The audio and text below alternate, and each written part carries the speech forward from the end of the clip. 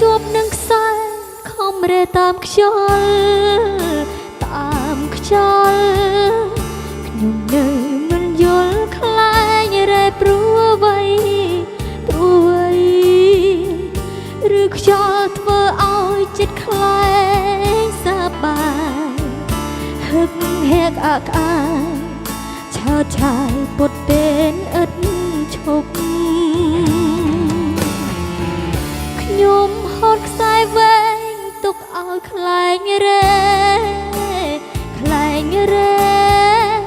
ចង់ដឹងពេលណាតើបចិត្តខ្លែងស្គប់ខ្លែងស្គប់រេតាំងពីថ្ងៃរហូតដល់យប់នៅតែមិនស្គប់តើខ្លែងចង់រេដល់ណាខ្លែងអើយខ្លែងសប្បាយម្នាក់ឯងមិនក្រែងឈឺផ្សា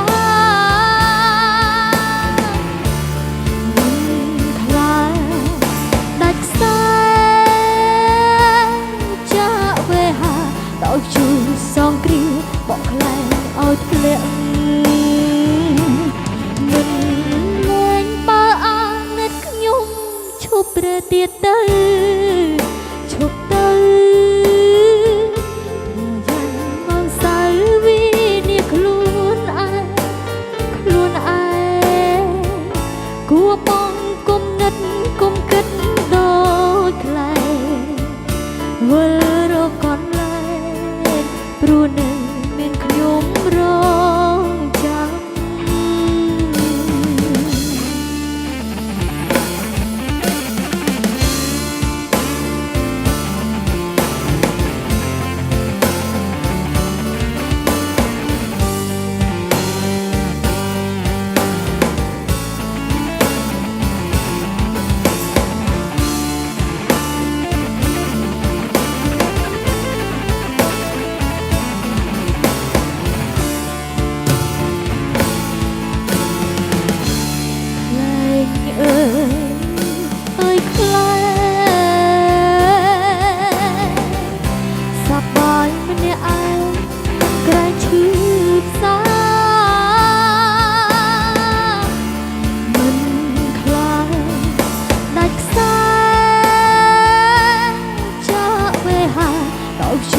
សងគ្រាបកខ្លែងឲ្យធ្លាក់